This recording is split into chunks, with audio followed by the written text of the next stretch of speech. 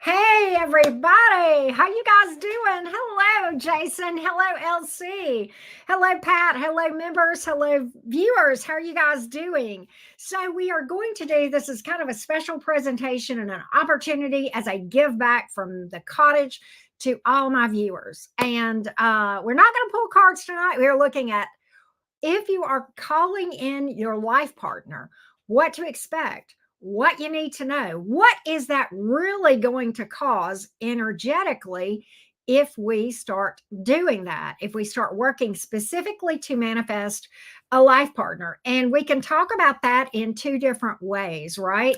Now, of course, thank you, Michaela. How you doing? Thanks for being here. All right, so what we are going to do, members and mods can comment and ask questions. If you would like to be able to ask questions during this presentation, become a member of FamJam. The link is at the top of the chat pinned. It's also below this video. And so at any rate, but this is an opportunity to give back. We just hit 50,000 subscribers. 'Tis the season to be generous and give of the heart. And so we are doing member Fam Jam tonight, just a little bit different than normal because we are opening this up outside of members. And so that being said, let's get started and start talking about all of this stuff. This is such a good topic, right? Such a good topic. So here we go. The question is, what really happens if you start to call in or manifest, work towards manifesting your viable, healthy, long-term, happily ever after partner, right? Now, there's two ways. I really took a step back from this topic, okay? And I like this topic, and I've hit on it here and there throughout the years on my channel, but we're getting deep tonight. That's what we do here.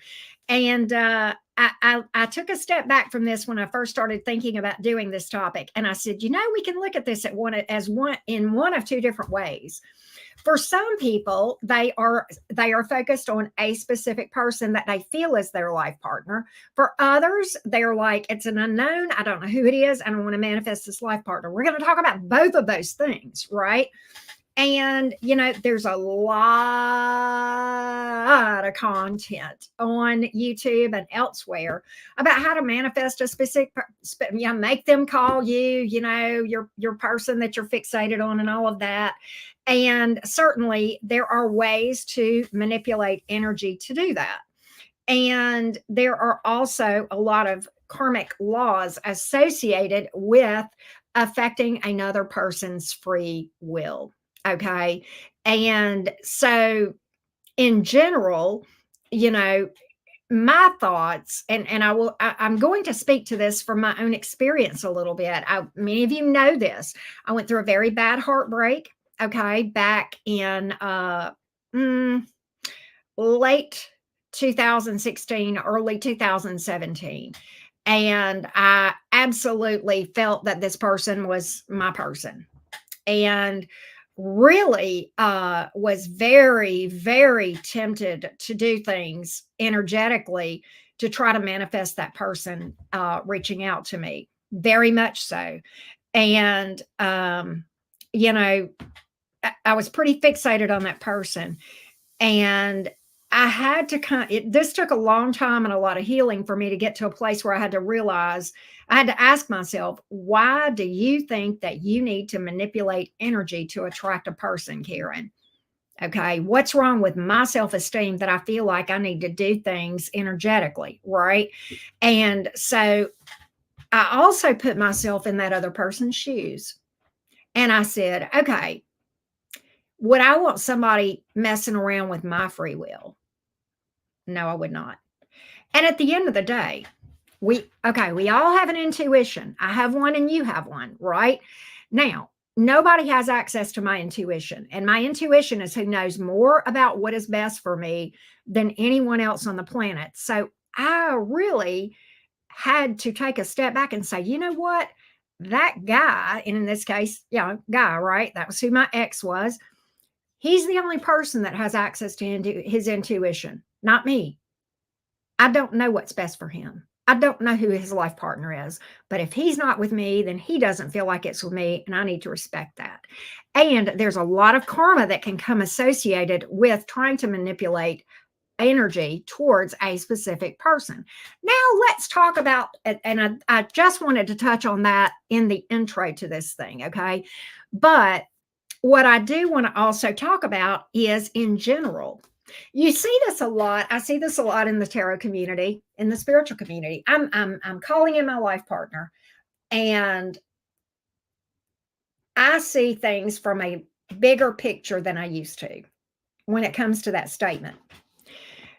You definitely can do that. And I'm not going to tell you not to. I'm not. No, no, no, no, no. I don't want you to think that I'm going to tell you that. I just want to tell you what to expect if you do. Okay.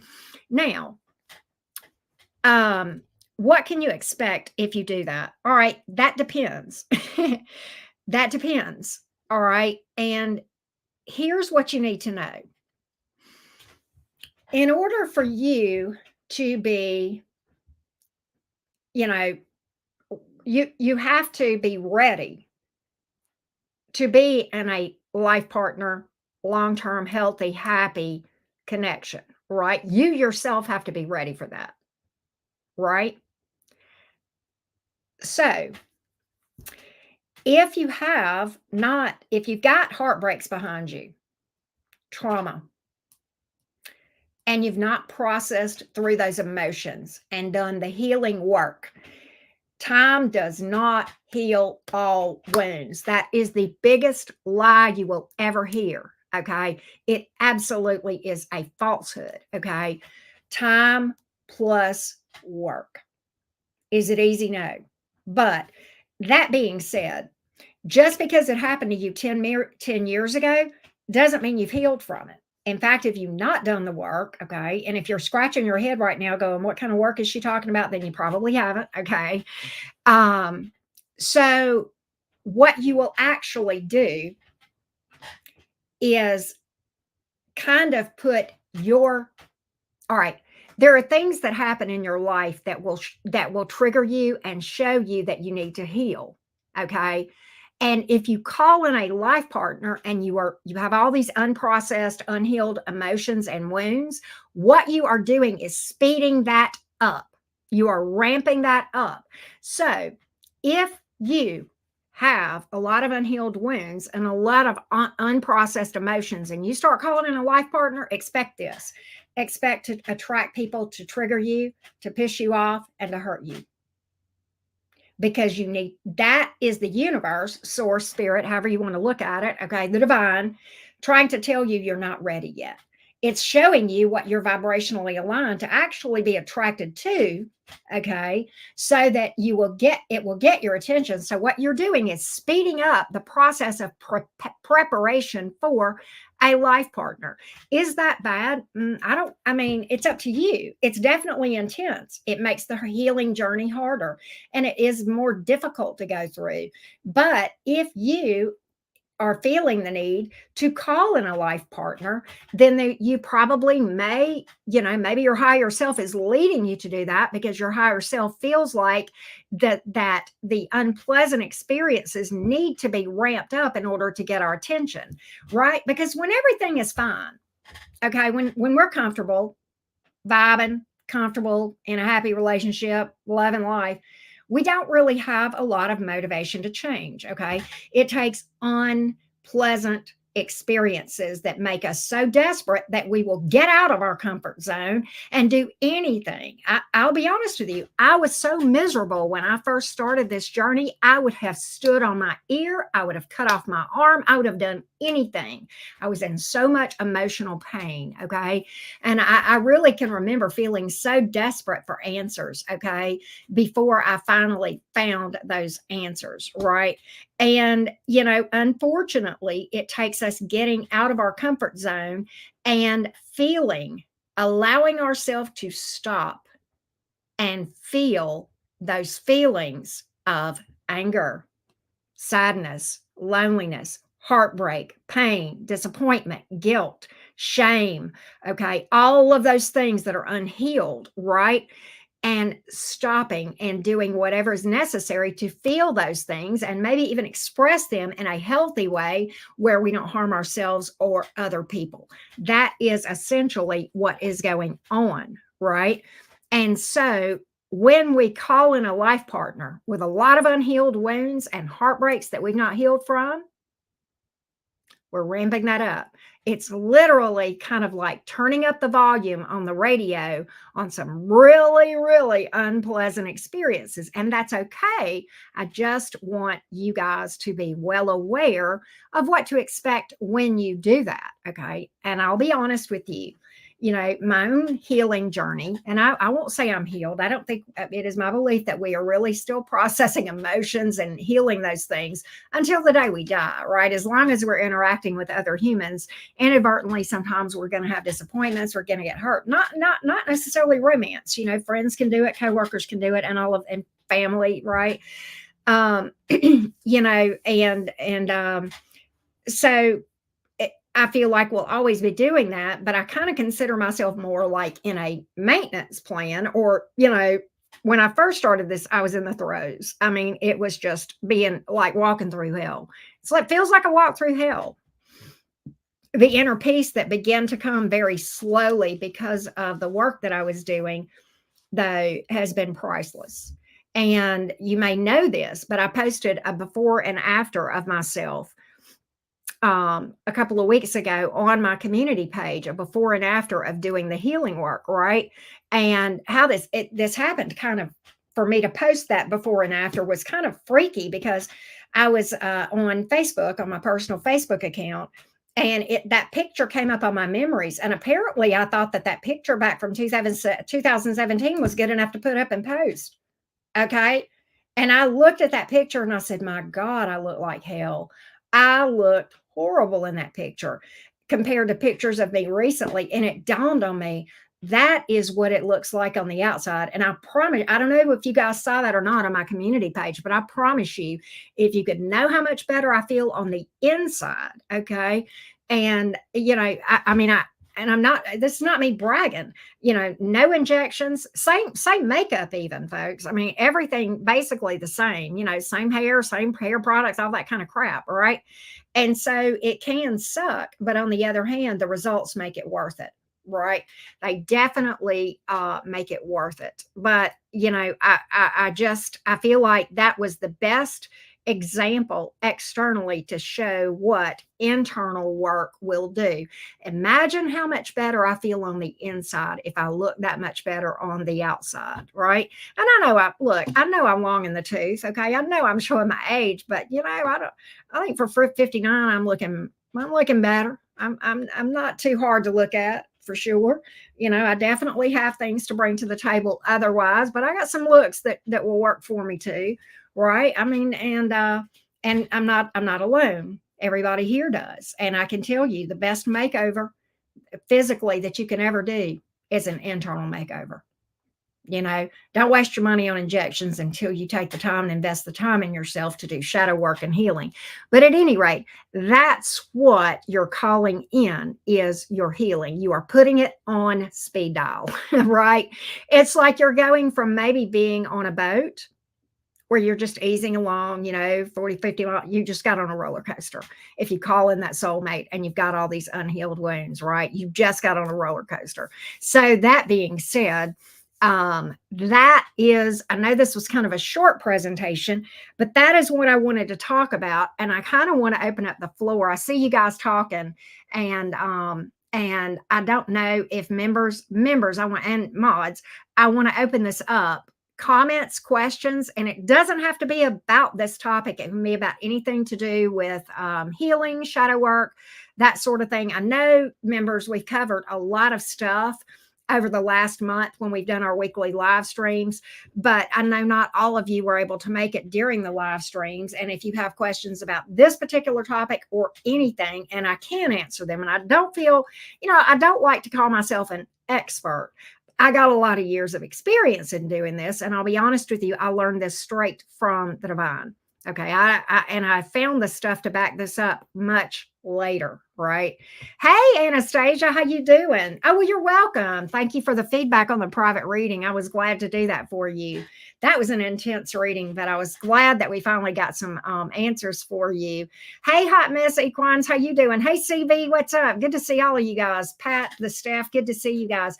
But if you have thoughts, questions, concerns, about anything to do that we've talked about shadow work, the shadow, one of the things that we talked about is why we're attracted, why we attract the quote unquote wrong people, right? And we covered that in great detail. And I think that opened a lot of y'all's eyes about who we're even attracted to begin with and why, right? Legion's Dad, welcome to membership. Thank you for joining. Hey, Melissa, how you doing? Legion's dad is a longtime follower of the cottage, and we love Legion so much. Lord, Legion, you're an OG here. Legion, you go back, what, a year and a half, 2 years. Healing jealousy. That's a great question. I'm gonna pin that up on the screen. So that's a good question. And I think jealousy can manifest itself in many different ways. I think in some cases we can be with a person and we can experience jealousy. And then sometimes we are jealous because our ex is with someone new, right? And so we might just talk about that in a number of different ways. Okay. But I personally think that no matter how it manifests itself, it comes from a place of insecurity. Hear me out. And I'm going to make a lot of different hypotheticals about this, Legion, because it's a great question. All right. Let's say I am with a person. This is me. This is my person. My person legit has a wandering eye, starts flirting around, maybe cheats. Okay. That's not right. That's absolutely wrong. And that is 100% the responsibility that my person is 100% responsible for what they did. If I'm jealous, though, jealousy still, even in that situation, a reaction is probably, some sort of action for me, probably cutting them out or something of that nature, right? That's certainly understandable, perhaps speaking some truth. But to be jealous suggests that I might feel less than about myself. If my person decides to cheat, that's their decision. Has nothing to do with me, my value, or what I bring to the table.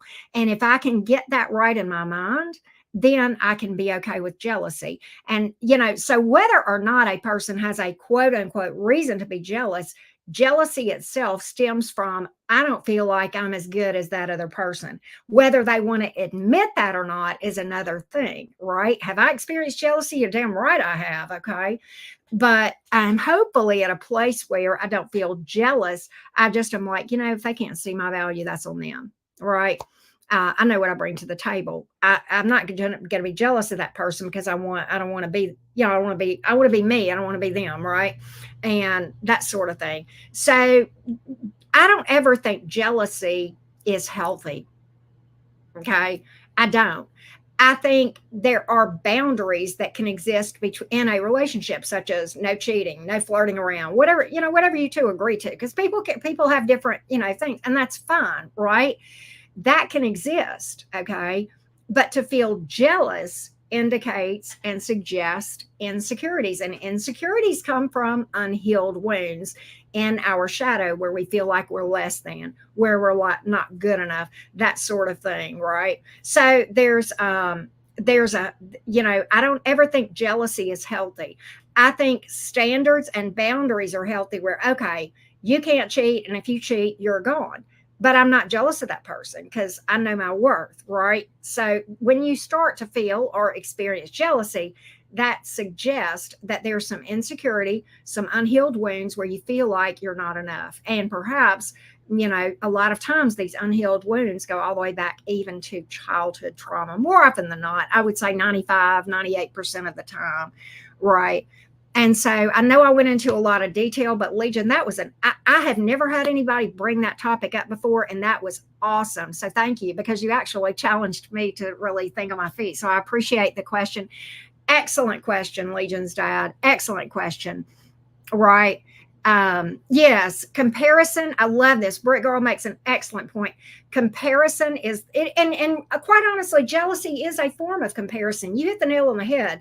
Comparison is the thief of joy. You know, we really our competition should always be the person in the mirror, whether we're talking romance, career, right, whatever, right? I want to be better than I was yesterday. I want to wake up in the morning and say to myself, I want to be a better person than I was yesterday. I want to do a little bit better, be a little bit nicer, work a little bit more on my shadow self, do a little bit more on my spirituality, right? That sort of thing, if that makes sense. I say, so Legion says, I was talking to a woman recently, didn't know I was jealous at all, but she said something about some other guy, and I felt like this agitation. Yes. Yeah. And, I love this. This is healthy topic right here. This is beautiful. This is how many times things will try to surface from our subconscious, which is our unhealed stuff in our shadow, right? We'll have that fleeting thought, right? That agitation, like you talked, this is beautiful. And look, you're not alone. This happens to me too. This is just part of the journey, okay? And you have that fleeting thought. And at first you want to say, I'm not jealous. And then you go, wait a minute, am I jealous? I love that. The self-reflection. Am I feeling jealous here? Right. And yeah, Brick Girl makes a great point. When you see it, the awareness is half the battle, being aware of the unhealed emotion, right? And I love that you had that moment, Legion's dad, of that reflection where you came to realize, okay, why, I feel jealous, and I feel like if you're feeling jealous, hey, Sherry, thank you for joining. I feel like it is so, so good that you stopped yourself, Legion's dad, and said, hey, what is this? Jealousy? Like, what the heck? That's good, because you had this light bulb moment. You had an Ace of Swords moment, as I like to call it. So I love that for you. Awareness is the first step. Welcome, Sherry. Thank you so much for being a part of the cottage. Excellent question. Absolutely epic conversation about this. I love, love, love this. Love, love, love it. Excellent question. And I would love, and let's see here. LC asked, let's see if we can read this for you. What are your thoughts on people who are triggered by us? Not so much our triggers, rather they get triggered by us. I love this.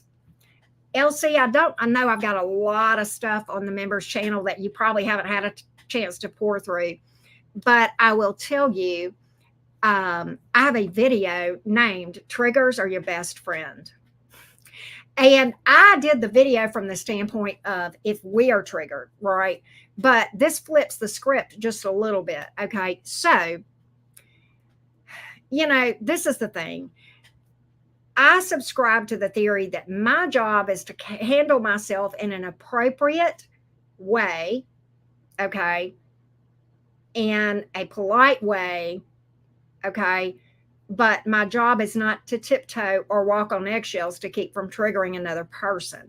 And I don't know specifically what you're dealing with, but if we find ourselves, and I don't know if this is you, but if we find ourselves, having the inclination to walk on eggshells, that's an element of codependency and people pleasing, right?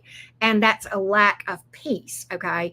And so it is ultimately not your job to, take responsibility for the way another person reacts. Your job is to act in a certain kind of way in accordance with your own moral compass, right? But triggers are our best friend, because what triggers are, they are our shadow self screaming out for us, trying to get our attention. And that's what's happening over there. You're mirroring back is what you're doing. You're literally their mirror when that's happening, LC.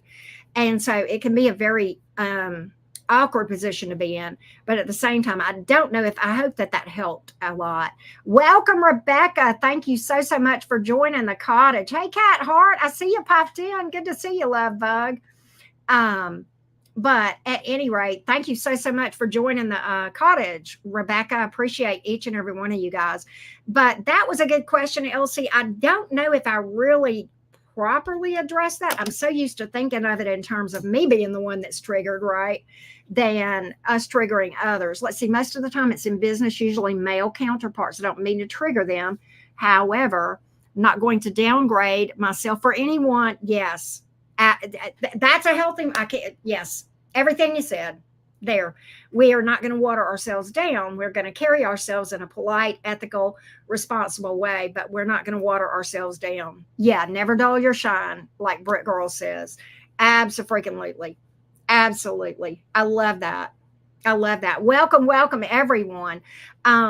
So I love that. If I missed a question, I apologize. If you want to repost it, and because I love that you guys look like you're having some really good healthy, productive conversation. Yeah, I agree, Jason. That's great boundaries. Jason makes an excellent point right there.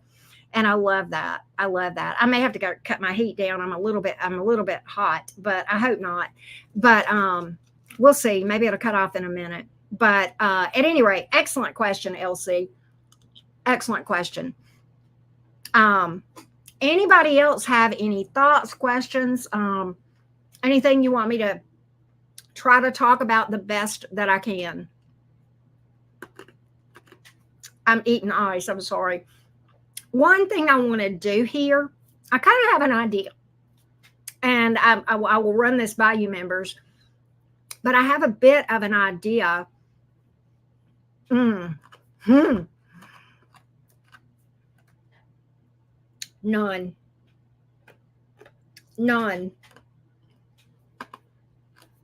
The more we can see death of the ego, the more we are in tune with the divine and our authentic self. Britt Girl, you'll laugh, and you know this because you and I know each other outside. I mean, yes, I know each other. We talk a lot outside of YouTube, and you know that I'm kind of embarking in a fairly new area that's a lot deeper, and it does entail a lot of shadow work.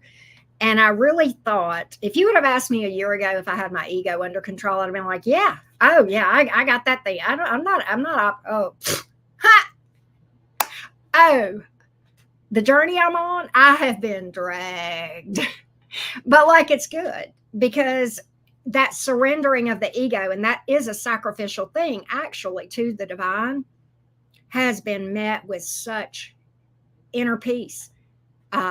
Better manifesting. It's given me more power from a manifestation standpoint. It's like giving up. It's like total surrender. And the more that we can, and I'm not there, I'm just working in stages, but the more we can surrender, sacrifice that ego, flow, surrender. I ain't got to be all that in a bag of chips, right? I mean, I'm you, you're me, we're everybody here. We're all connected, right? And the more I can surrender that I am something special, right? The more powerful I become, the more in touch with my authentic soul and self I become, right? And I'll be honest with you, the more that I have healed and worked toward surrendering that ego, the more inner peace I've had. I did not realize the problems I had, right? Yeah. Oh yeah, exactly. And that's a daily thing with me. And I mean, I'm not there yet. Y'all see me screw up, right? And I think that's great. Ask yourself when you're reacting, am I acting out of ego? And that's actually how it first started happening to me. And I don't mind sharing with you guys one of the challenges that I have had a lot over the past year, especially, not in recent months, but my relationship with my daughter really is where my ego got drugged. And I had to ask myself that, in fact, the divine literally whispered in my ear and said, you're acting out of ego. And I was walking through the bedroom and I was fuming to myself about something going on between my daughter and me. And I literally got just boom. And it was an audible voice. And I stopped literally in the middle of my bedroom. I was walking through my bedroom and I stopped. And I wanted to say, no, I'm not, but I know better. So I stopped and I said, my God, I am acting out of ego. I really do have this strong need to be right all the time. And I said, so yes, um, that that's exactly how the being dragged about my ego started, right? And so I'm very thankful for that. It was a very, very humbling time, right? Very humbling time, if that makes sense. But welcome, Lisa Darling. I see you joined. Rebecca and Legion's dad, Sherry. Welcome to all of the new members. Thank you so much for being here and being a part of the cottage. I am greatly honored and happy to be able to bring this to you guys. I think what I may do, I don't know. I kind of had a brainstorm this afternoon. I had to run an errand. Many of you know I was going to do an all signs reading earlier today. I had to cancel that because I had something come up that I had to take care of right then. I wasn't expecting it. It was kind of unexpected. But at any rate, while I often have these moments, right, when I'm driving, and I was driving on the road, and I kind of had a brainstorm for what these things may look like in the future. We will have the weekly members only live streams like we've been having, but I'm almost thinking once a month we may do this where we open up to everybody. And I don't know, this is very I may do some collaborative stuff with some folks. And I'm not talking about other tarot readers. I'm talking about other spiritual advisors, right? I'm going to just, put that in your pocket and think about it. But I definitely like the idea of maybe doing this monthly or something, or every couple of months or whatever. But actually, Brick Girl, thank you so much. The heat just cut off. So yeah. Hey, Miss Cap Libra, good to see you in the house. Thank you for being here. So at any rate, anybody else, Gemini versus Taurus, I know, right? Yeah, it's like you and I are like, you're the Taurus, your daughter's the Gemini. And for me, I'm the Gemini. I've got the Taurus daughter, right? It's like, man, the side by side zodiac signs can be challenging, right? And yet they're drawn to each other. It's nuts how that works, right? Absolutely. Monthly is healthy. Okay, I like that feedback. But in the meantime, anybody got any other questions, topics, comments about healing, shadow work, feeling the feels? We can talk about that in a little bit more detail. If you missed the main topic, you can rewind the video to see. We took about 15 minutes to talk about what to expect when we call in our life partner and what energetically it actually brings forth in our lives, right? And that just to remind you guys. And if you're not a member of Fam Jam and you're just coming in and you would like to comment, ask questions, you can join Fam Jam. The link is below this video. It's also pinned at the top of the chat. You can use it that way to do it as well. I don't know, but at any rate, but if anybody has any questions, comments, thoughts, or, just things that you guys want to discuss. And I love that the Legions brought up about that was such a good question.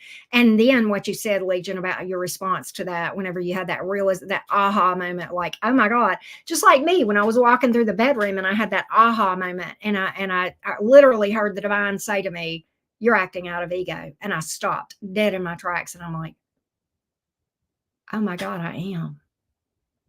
Oh my God. Let's see. Oh, well, okay.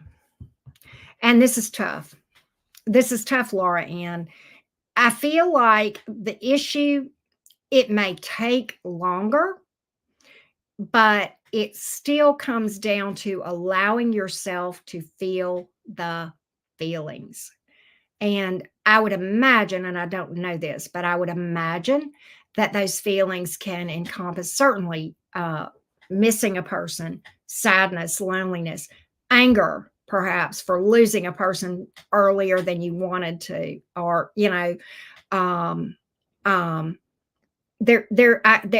could encompass. So I'm going to be honest with you. When my mother passed away, my dad felt guilt for a long time. Because he felt like he was responsible because he didn't send her to the doctor soon enough, right? And we have a lot of feelings associated a lot of times with losing a family member. And I know with my mom, and my mom passed away, Laura Ann, My mom and I were the closest of anybody to anybody I've ever been in my life, and my mom loved me so, so much. And when I lost my mother back in 2013, I'll be honest with you, I repressed a lot of that. But even in recent months, and you guys are probably aware of this, I still feel sadness. I still feel a lot of sadness, and I miss her terribly. And I know you guys have watched me long enough that occasionally when I talk about her, I will tear up, and that's just me honoring those feelings and allowing myself to feel those feelings, right? And so, yeah, that's it. Nobody can tell you how long exactly. Right. Right. Yeah, that Sherry makes a good point. I think you're right. I think we lose our ability to put ourselves in another person's shoes. And I think that is so important to have that compassion, that empathy. And it's not, empathy, compassion, it's not the same thing as I'm going to feel what they feel, but it's kind of, for me anyway, it's kind of like stepping back and saying, how would that make me feel if I were 17 and my mother said that to me? Right? Boy, that'll really, wake you up, right? If that makes sense, right? I think it's possible. I think it's possible, Rebecca. And I'm glad you brought this topic up. I'm glad you brought this. This is an excellent topic, Rebecca, PTSD. And I myself see PTSD from my childhood trauma. Okay. And I feel like, okay, we're never going to be 100% healed, right? Okay. But I think you get to a place where you work through a lot of this stuff, right? And you gain a lot of self awareness. Okay. And you have the ability. I don't know, Rebecca, if you were here when Legion's dad was talking about an aha moment that, where they realized, there was a realization that, oh my gosh, I'm feeling this kind of way. The ability, when you do a lot of shadow work, Rebecca, you gain this ability to, as you're going through your day, right? And you have these issues that are triggering sadness, pain, anger, whatever. And this self-awareness and the spiritual intelligence, okay, the spiritual maturity to be able to stop right then and say, I feel sad. I feel jealous. I feel angry. That right there is a superpower. And I think, Rebecca, when you get to a place where you are able to do that, then I think you're a lot more relationship ready, if that makes sense, for something long term and viable. Um, that I think is a big, big part of knowing. And I will tell you, I'm not going to sit here. I'm not a mental health professional, so I'm not going to sit here and say I can cure PTSD. Okay. But what I can tell you is my own journey, my own CPTSD is so that my symptoms are so almost non-existent. It was nothing for me to have an anxiety attack where I would be rocking on the sofa, for hours at the time with my heart pounding, not being able to breathe, not being able to catch my breath, um, and, being very triggered. And I do sometimes still have an occasional symptom, but not near like what it used to be. And I've got to attribute that to doing the inner work, right? I have to. Yeah, I have to attribute. That's the only thing I can say, right? And I do feel like therapy for me has gone hand in hand with this. Now, there are a lot of therapists who really won't take you there. There are some that will, but there are a lot that won't. And maybe it's just me that I didn't vibe with them. But I have a therapist that I go to periodically. She is very knowledgeable. She herself has been through a lot of trauma and healed from a lot of trauma. And in fact, a lot of the things that she did herself, I did similar things, even as a mom. And so I really, really vibe with her. She's done a lot of healing. And I like the fact that she has been there, done that. That works for me. Right.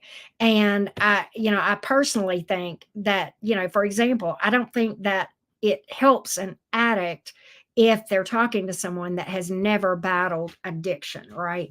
And I've dealt with a lot of trauma. So I feel like I'm, poised to be able to help people as well, but I can't help others until I help me. Right.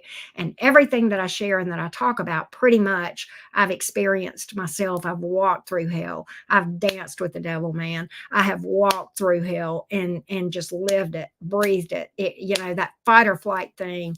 So many years of my life I spent in that energy, and that PTSD crap comes from that, right? And I personally believe that working through that shadow self over time, Rebecca, will help, and just stay at it. I know it feels like it takes forever. I know it does. But I would say this: when you get to a place where you have the ability to stop in your tracks and say, why did I just think that? Do I really feel that way about myself? Wait a minute, and allow yourself to experience it and sit with it. I think that is going to be a big rite of passage for you, if you will, Rebecca. Great question. Excellent, excellent question. Excellent question. Right. Self awareness is a superpower. And I think that is really what this journey is about, becoming more and more and more aware of who we authentically are. Right. And processing these deep emotions is how we dig through, and we dig deep. We're going in, we're spiraling inward, closer and closer and closer and closer to who we really are at the core, and not who they told us to be, or who we were supposed to be, and live the life we were supposed to live, the cookie cutter lifestyle. And there's nothing wrong with that if that's what is in alignment with your authentic self. But you really won't even know what you want in life until you take this journey. I've learned that as well. Right. I love that, Brick Girl. When I talk to my best friend like that, see, and how we talk to ourselves is the same. It's the same thing, right? Yeah. Yeah, being kind to yourself. Yeah, showing yourself a little grace for sure. Yeah, with the good and the bad. I love that, LC. Well, hey, for felines, how you doing? Good to see you. You guys, I feel like we're having some really good discussion this evening. And anybody got any other questions, topics, thoughts, concerns about anything that we covered, or anything about healing? Any questions? I'm not going to promise you I have the answer, but I will be honest and tell you what I know and what I don't know. And I'll tell you if I just have an opinion, but I can't prove it, right? So I'll try to clarify that, right? It does. Yeah, 5 years ago. Wow. I am so sorry, Rebecca. So, so sorry. I'm glad you left. I hope I said that right, Rebecca. I'm not sorry you left. I'm sorry that happened to you. But I will say this. Oh, you made me a question, Melissa? I don't know if I saw it. Let me see if I can scroll back up. I actually shared something on my community page about trauma. I don't see it, Melissa. Can you post it again, sweetie? I shared something on my community page about trauma. And I want you guys, if you did not see it, I want you to go look at it. I'm gonna read it for you while Melissa retypes her question. And I'm gonna go over to my community page, and I shared it from one of my mentors' pages. And he typed, his comment was, from lead into gold. And it says trauma, which is heartbreak, pain, right? Trauma is hell on earth. But this is the important part. Trauma resolved, meaning processing through those emotions, right? Trauma resolved is a gift from the gods. And it is. It is an opportunity to really step into some power, right? If that makes sense. But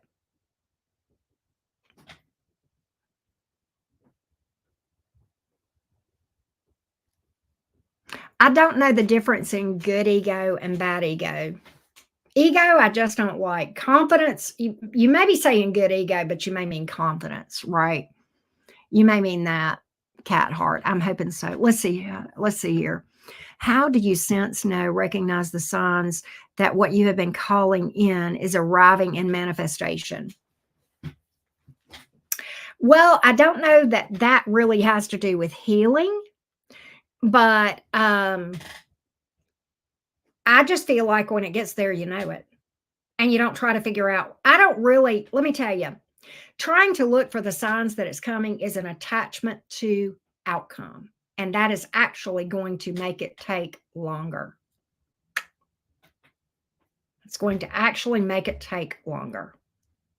So when we manifest, we release it, we let it go. You literally, like the wrong code ad, set it and forget it. Don't worry about it till it gets here. Know that it's coming when it's supposed to come and not a moment too soon. And don't try to figure out whether it's on the way. Because if you start to get into that mental space of, is it here? Is it coming? Is it coming? You're going to push it away. You're absolutely going to push it away. So I don't even look for those signs. I don't even do that, Melissa. I don't even do that. I mean, there's a lot of people that get caught up in all that stuff with numerology. I don't believe any of the things. In fact, I found that most of that stuff to be unreliable because I feel like it pushes your manifestation away. It actually repels energy to be heavily focused on it, right?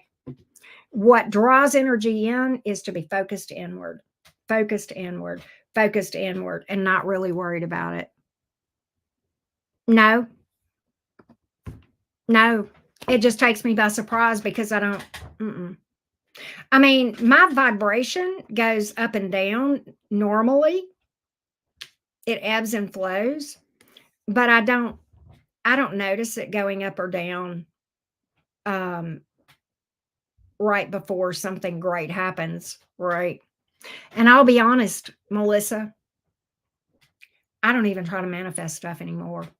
I just try to manifest what I work on is ascension. All the manifestations, every good thing and I've got a lot of good shit happening. Look, let me tell you something. I'm very financially blessed, and my relationship with my daughter the last 3 or 4 months has absolutely gone from absolute in the toilet to amazing. And Britt Girl can attest to that because she's walked with me daily through that. And Britt Girl, how long has it been since you've heard about hell in my home? It's been a while. I mean, and I'll be honest with you, I don't even try to manifest. I just allow things to come and they just do. And my focus is ascension. And truthfully, if we focus on manifesting external stuff, it's really not going to satisfy our last. The focus should be on the inside. The manifestation on the outside is just a mirror of that very thing. The inner peace, the inner contentment, the inner love, and everything around is going to start to be the very best. And you'll have things manifest around you, Melissa, that you didn't even know you wanted or needed. Why? Because when you don't know what you want or need until you get in touch with that authentic self. You don't really know. You might think you want a new, beautiful, big red car. But you know what? When you start to really get to know yourself, and there's nothing wrong with that. That may be great. In fact, I just bought one about a month ago. But when you really start to take that deep dive within yourself, what you try to manifest may not even be in alignment with what you really want, right? Yeah. And this is more about ascension, to be honest with you, right? If that makes it makes sense. Yeah. Exactly. Exactly. But Britt Girl, the past what? Ever since about late July, early August, it's like there's been just this metamorphosis. But I started doing a lot of work on myself and my ego back around April, May, stuff like that, right? And that's why. And it was really me working on me. And then boom, I didn't try to manifest a good relationship with her. I worked on me. I didn't try to manifest things getting better with my daughter. I worked on my own ego. I worked on my own bullshit. I looked in my own mirror and said, what's wrong? What do I need to fix? And boom, the relationship, it's wet. Is it perfect? No, of course not. No relationship between two humans ever will be. But I'm going to tell you one thing. And I say this is very hard to say without getting emotional. My Venus in Cancer gets very emotional from gratitude that things are like they are. But I have, in fact, my daughter was here for a week and a half for the holidays. She just left Sunday going back up to university. And yeah, it's transformed my relationship. And she just went back up. And I will tell you, before she came down, right before she came home from school, she's a freshman in college. Many of you guys know this. Before she came down, she and I got our heads together on the phone, and we were like, okay, that Tuesday while you're here that week, you and I'll have a mom-daughter day. And that was, and I was fine with that. That was the only day I was planning to really spend time with her, and that was fine. I was happy, right? And we did. We had a great mom-daughter day. We went shopping, went to eat, blah, blah, blah, whatever, sat around, shot the shit with each other, right? Can I tell you something? every evening, just about every evening, she ended up at my house, in my living room, on my couch for several hours, shooting the shit with me every night because she wanted to. That is miraculous. And I had probably the best week with my daughter this past week and a half that I've ever had. And she said the same thing. She said the same thing. So, and it was just, and that is an example of the outside becoming a mirror of me working on the inside, right? And that's see, yeah, things happen when they happen. Started volunteering, met someone I didn't even know I needed to meet. See, you don't know. That's a perfect thing. We don't know what we're supposed to manifest or meet. And that's why I really have just turned all of the external stuff over. I've surrendered it because for me, it is just the need for it.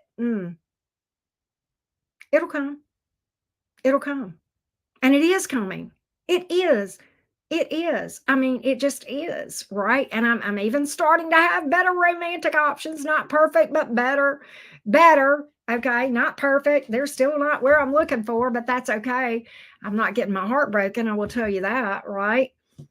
So there we go. There we go. But at any rate, there you have it. Anybody else have that's it. Everything on the outside will manifest. There's an old spiritual saying. I know you guys have heard this. As above, so below. As within, so without. Whatever is in me is what I'm going to have around me. And if I've got a shit show around me and I want to change it, I'm not saying it's my fault. Let's get fault out of the way, okay?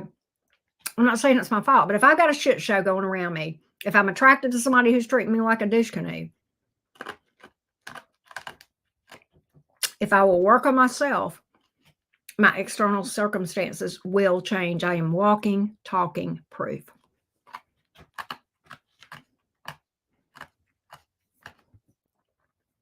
That.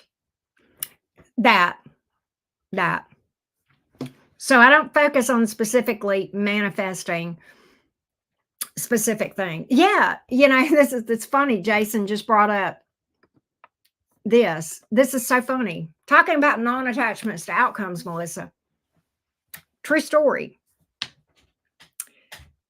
About, I don't know, 2 or 3 months ago, and Britt Girl knows this story too. About 2 or 3 months ago, I said, I want a red Camry. Candy apple red Camry. That's what I want. I want a new car. It was time for a new car. I wanted a new car. I wanted a candy apple red Camry. Whatever. Okay. Man, let me tell you something. I worked and worked and worked trying to find one. Couldn't. Working with somebody who has been working for or with Toyota now for probably 20 something years, winning national awards as Mr. Toyota, somebody who definitely knows how to find a car for me. It just couldn't be found. I threw my hands up. I can't find one. Whatever. I gave up. He came back to me and he was like, well, I can't find a red Camry, but I can find a red Corolla. Would you rather have a black Camry or a red Corolla? I said, I want a red Corolla. I said, all right, that's fine. Whatever. He said, but I cannot find a red Camry. This went on over the course of several months, right? And we made an appointment. I was going to go in and sign the paperwork on a Thursday afternoon, right? Made an appointment for 5 o'clock after my lives are over for the day, right? Made an appointment for Thursday. He called me Wednesday morning. He said, you want a red Camry? I said, shut the front door. I said, you ain't got no red Camry. He said, I got one looking at me right now. It's sitting here. You want it? I said, yeah, I want it. I released it. I gave up on it. That's why it came. That plus a lot of shadow work, right? So that is why I don't get caught up on specifics. I know that everything good that can come to me will come to me at the proper and perfect time. And quite honestly, the rest of the story, had I gotten the red Camry when I wanted it, it would have fucked up something else that I didn't know was going to happen later. So the timing of it was divine. There is no other thing in timing other than that which is divine. Everything happens as it should. I believe that, which is why I can surrender my need to control everything and just flow, right? And the more I surrender the need to control my outcome, the more control I have. I know that doesn't make a lot of sense. Control is an illusion, right? The more we surrender control, the more control we have, right? I love that. I love that, Legion. I love that, right? So, yeah, there you go. There you go. Is that membership, Britt? I didn't know if that was what you were running. Thank you for that. Yep, control is an illusion. I was laughing because I was when I was driving back and I was having these brainstorms about where we would go from here. I was driving back from the unexpected errand that I had to run, and I was laughing about my life. And y'all, my life is very, very chaotic, very unpredictable, and many times requires me to bend and go at just say, oh, this is not happening. We got to go. We're not doing this today. We're doing this. No, it's not going to go the way I thought it was going to go today. Like I had planned to do an all signs today, all signs reading, right? And then life threw a curveball, and my life is like full of curveballs. And I've learned to bend and just go, okay, well, it's an inconvenience, but whatever, we'll go with it, right? And I know things happen for a reason. I absolutely am certain of it. And I was laughing about the chaos.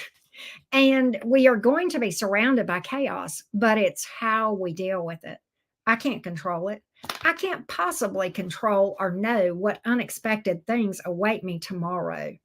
But I can tell you that I need to learn to bend and flow with those things, right? If that makes sense, right? So, yeah, I manifested a Jeep because I needed something higher off the ground. I let it go in months. I love it. I'm glad you were okay. Wow, yours was undrivable. Wow. By the way, I like your kitty cat in the picture. Your picture of your fur baby. That's adorable. But yeah, there's the membership link right there. But car repair guy did me a favor by totaling it out. Insurance. See, there you go. This right here, because you gave up. You gave up. You're like, whatever happens, happens. That's why. This is why. That's how it works. Non-attachment to outcomes. Just flow. And know that the best that can come is coming. And things you didn't even know. Look, oh, okay. Fun today. Let's talk about the chaos can we talk about that? Can we talk? Okay, we'll talk about it. I'm going to tell y'all a story about my iPhone. All right, my 15. All right, it's about a month old. Many of you guys know that. Hey, Ashley. Many of you guys know that. Hey, Brittany. Many of you guys know that I got a new phone, a month or so ago? Well, it suddenly stopped charging. I tried every charge in the house. It would not charge. And it was actually about to die. And I said, well, shit. So that's what happened today. I had to go take care of that. And that's why I couldn't do an all signs, right? So I went to the phone repair place, and I'm like, listen, can you is there dust in here? Is that why this thing won't charge? Can you see why it's not charging? He said, well, I don't know. He said, but I will tell you that's a freak thing with these iPhones. Their chargers are going out. He said, but I will check. He looked, he said, no, it's the charger. He did the professional cleaning or whatever they do. And he said, no, it's the charger. And I was like, and he said, do you have Apple Care? I said, yeah. He said, you can send it back. And I said, yeah, I'll be without a phone for 2 weeks. I'm not going to do that. I said, I can't do that. And I said, hey, what about wireless charging? He said, you could do that. You could just go start wireless charging and just do all wireless. And I said, all right, well, set me up.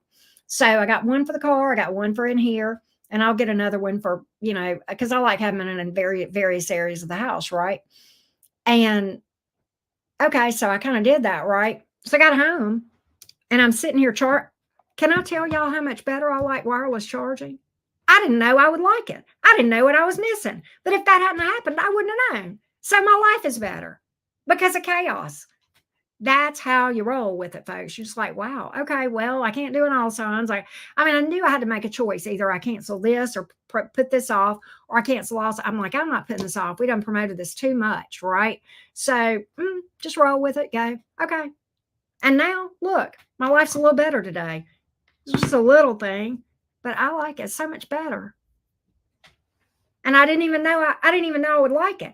That's how manifestation works when you're really focused on the inside, folks. You get things you didn't even know you would like. I mean, I've always known wireless charging existed. I thought it was a bunch of hoopla. Can I tell you, I think it's the best thing since sliced bread. This old chickadee is like, oh, I see what all these young things have been talking about with these wireless chargers, right? Yeah, it's like so much better. I really did. I thought it was just kind of a gimmick of something, just something to have that was cute. No. Mm-mm. Now I'll never go back.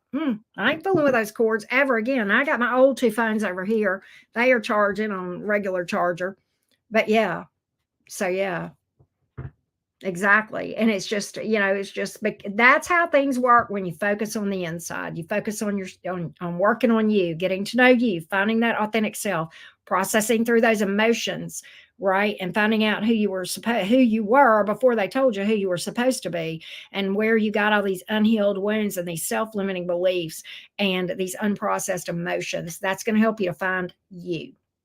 And in the meantime, stuff around you just all these synchronistic type, seemingly lucky breaks, right, are just manifesting. It's just the little things, and that's the magic, folks. Things like wireless charging. That's today's magic, right? That's today's magic. I think they do, Laura Ann. I think they do have it for both. But at any rate, anybody else have anything about manifestation or healing or anything about that? Anybody got any questions that I hopefully can talk about a little bit? But that's how I manifest.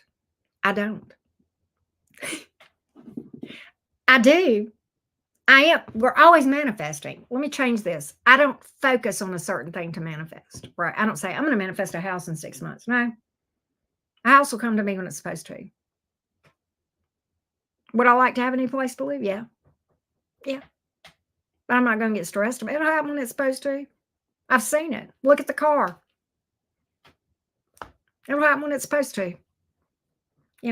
Am I happy without a house? I mean, well, I live in a house, obviously, but I'm happy without the house. Yeah, completely content. If I need to, I'll stay here and I'll be happy. Right? So this is interesting. So I feel like there's so many different things energetically that can give resistance, right? Obviously, you hit on a good one, Britt Girl. Not being healed, right? We will manifest, but it will be things that don't, and we'll think we want it, but it won't satisfy a lot of times when we're unhealed, right? And I don't know, I hope I'm not going to answer your question. If I don't, tell me, but I'm going to try to.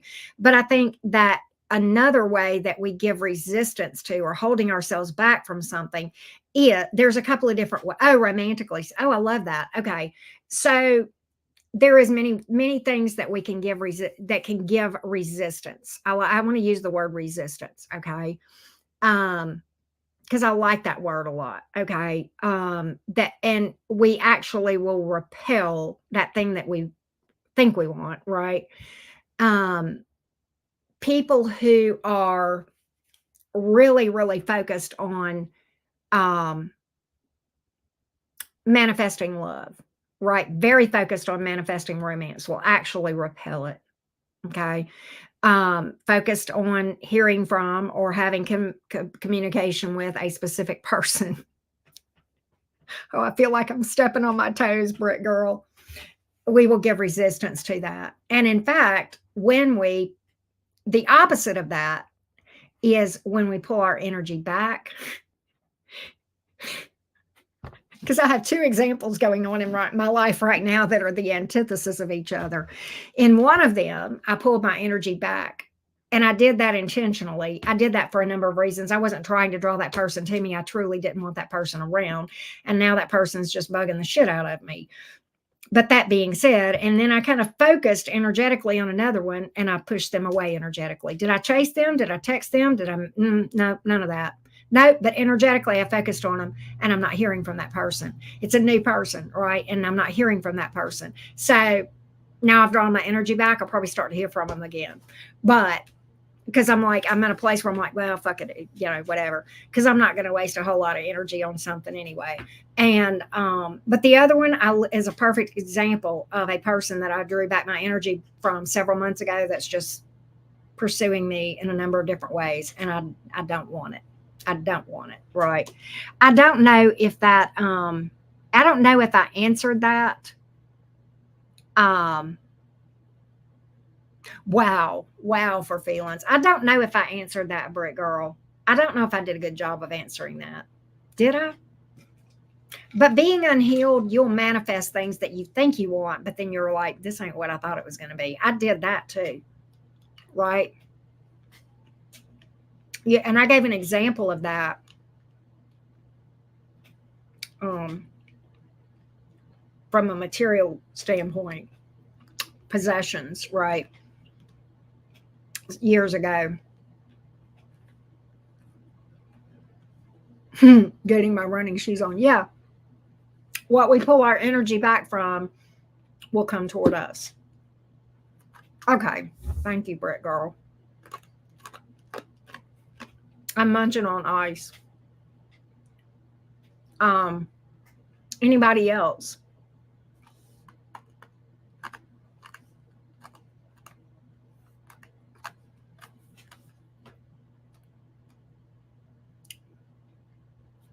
So, probably the reason that it delays things is because mental energy you're funneling towards that person.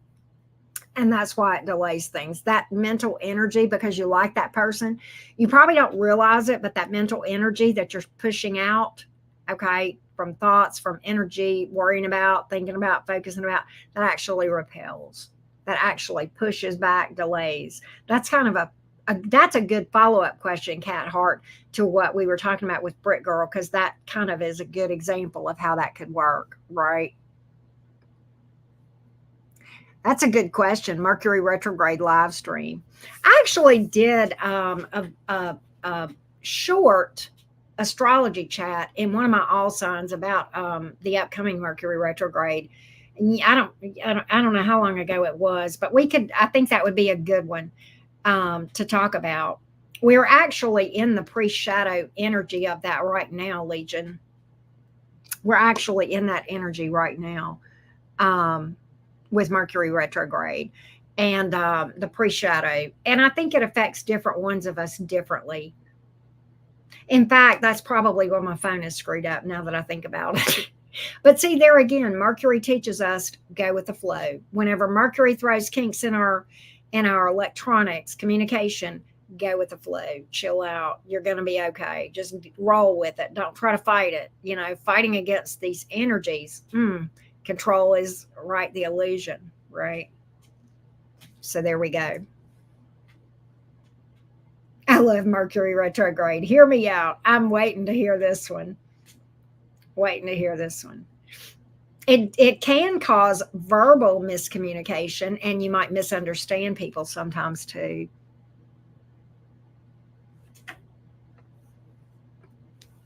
I love this. And what's interesting about waiting for the other shoe to drop, that expectation will literally manifest it. But I like what you said. So if it does, I can handle it. And then you kind of stop worrying about, well, if the other shoe drops, it drops. I'm not going to worry about it, right? And then it probably stopped dropping so much, if I had to guess, Britt Girl. Right?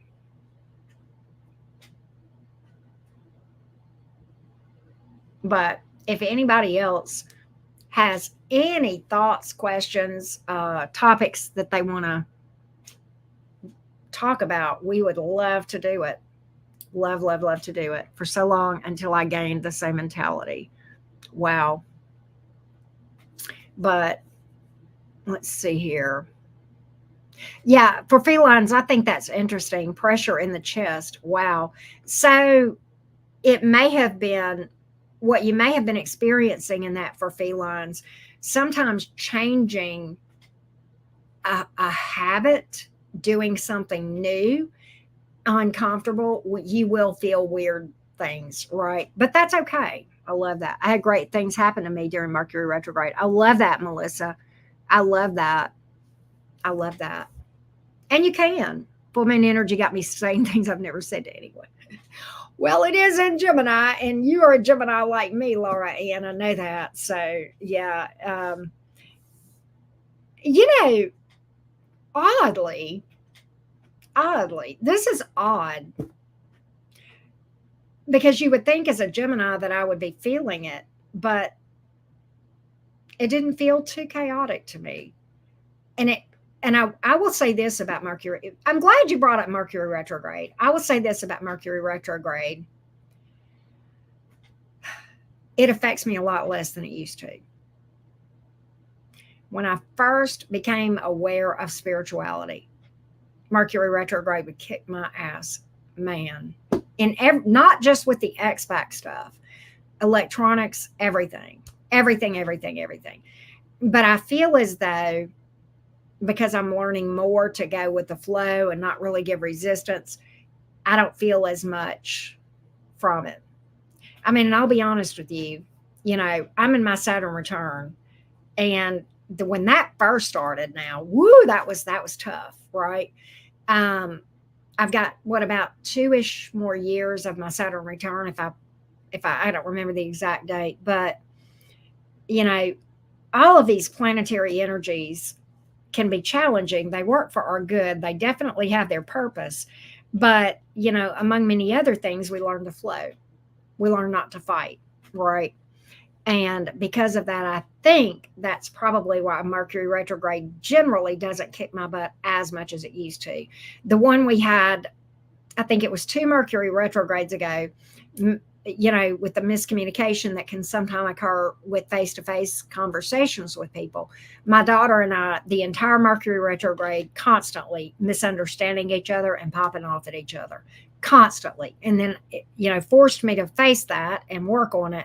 And then, better now. And in fact, we're in pre-shadow now. My daughter and I are just vibing. We're just vibing. Gemini's upstairs watching TV. But, yeah, well, and Mercury is my chart ruler for felines, being a Gemini rising. So it's my chart ruler, right? So and then of course my sun sign, Gemini. So I do have a lot of mercurial energy, right? But yeah, they say on paper, whatever planet rules your rising sign on paper is your chart ruler. But I'm going to tell you what. I'm going to tell you who the hand that rocks the cradle in my world is Saturn. Saturn is there's such a Saturnian influence and energy in my chart and in my life, right? My whole life, but certainly here in my Saturn return, right? And I've had to learn to make peace with Saturn. And I actually rather appreciate Saturn. It's hard. It's tough. But yeah. Right. Anybody been between a duel between a Gemini and a Taurus, take cover, right? What's that, Brittany? Thank you for that. Thank you for that feedback. Don't make eye contact. But thank you for that feedback, Brittany. But oh wow, I did not know that for felines. I know of Vedic, but I'm not as knowledgeable with Vedic or sidereal as I am traditional, like Western or tropical, whatever. Right. Oh, I got you. Double Gemini. Brittany, I am a closet water sign. I have a 12th house stellium, which is Pisces ruled. Pisces is my midheaven. I have a grand water trine in my chart. I am a Cancer Venus, and that is my north node. I am a closet water sign. I'm actually, to be specific, a closet Pisces. Right.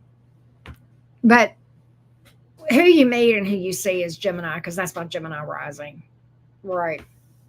If that makes sense. Your bestie is a Gemini. Okay. Yep. I knew you were a double gem too, CB. I have a lot of gems that follow me. Right. Definitely. As I recall, Legion is a Capricorn. Speaking of Saturn. Right. Probably Britt. Probably Brittany. Probably. probably. But, Saturn in my chart squares or opposes so much of my chart. It literally squares that 12th house stellium, it squares my sun, it opposes stuff in the fourth house of home and family. And just, it really, really, really lends itself to a lot of childhood trauma, daddy issues. In fact, when I had my chart read back in the spring, I believe, of 2023, and I had my chart read by an occultist because that was my preference. I liked his take on things. I didn't want just a pure astrologer. I wanted somebody who knew astrology and the occult studies. And the first thing out of his mouth when he looked at my chart is, Daddy. I'm like, yes. He says, I bet your relationship with your dad was tough. I'm like, how long do you have? Right? How long do you have? Right? But I could not be more grateful. The contract, the soul contract between my dad and me was so important in my life. And I am very, very grateful for that trauma and the opportunity that it has presented for me, right? To step into who I am and the power that, I'm looking into myself to gain, right? But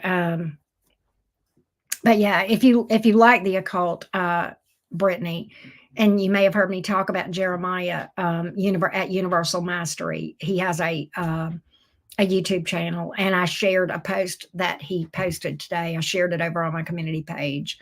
And another one that I like is the Cosmic Observer. But if you are interested in the occult studies, I would highly recommend those two for you. Nick McCool is who has the Cosmic Observer, and I follow both of them pretty closely. In fact, I have a video chat with Jeremiah scheduled on Friday the 1st, this coming Friday. So super excited about that. Yeah, definitely, definitely. And I am on Jeremiah has a Patreon. I'm a top tier member on his Patreon as well. So I without reservation, and I'm very cautious. You have to be very, very careful with studies in the occult. But you will find those two to be very ethical. Okay. And I really, really I resonate with just about everything I hear them say, right? If that makes sense. So I recommend them without hesitation. Saturn is in my 12th house because it opposes over onto my 4th. It opposes stuff over into my 4th. Saturn's in my 12th, but my houses are not even. So I have some houses that are bigger. I'm sorry. Saturn is in my 10th. I said that wrong for feline. Saturn is in my 10th house of career. And it opposes that 4th house just because of the way that things align. And it squares my 12th house because, again, the sizes of the house are different, right? But so Saturn squares my sun, Jupiter, Mercury, and Mars, and it opposes Pluto and Uranus that are both in my 4th house. Yeah, it's in its home, but then, if you think about this for felines, we talk about the fact that you don't find your success in whatever house Saturn is in until late in life. In this case, it would be career. And I had a lot of career setbacks until I found what I was really supposed to be doing. And it was late in life whenever I started, working in the area of spirituality, right? And so certainly that's very, very, very true to form, I guess is the right word to say, right? Other psychics I follow on YouTube end up saying, oh, okay, I got you for felines. Well, I think all of the house systems are useful, Brittany. I think they're all useful. I won't say I prefer one to the other. I will say I have more knowledge about some than others. I have more knowledge about tropical or Western, okay? But I feel I have a very healthy respect for Vedic, sidereal, right, as well. So, oh, that's tough, Brittany. That's tough. But I won't say I prefer one to another. I think value can be gained by learning from all of the different house systems. Okay. And I just am limited in my knowledge, but that doesn't mean I have a preference. I have a comfort zone. I have one, I'm very much more comfortable talking about, tropical Western, if that makes sense. Right. But, that's just me. Yeah. Um, it's funny that the occultist Jeremias, he read my chart, right, Brittany, and um, he read as sidereal. He read me in a sidereal, he ran a sidereal with me. And as in sidereal, I'm a Taurus, but the meanings are different sometimes in those other zodiac signs. But regardless, he ran a sidereal chart on me, but his conclusions were the same thing not the same thing, but a lot of what I already knew from the tropical side. So it's so funny how that all kind of came around, right?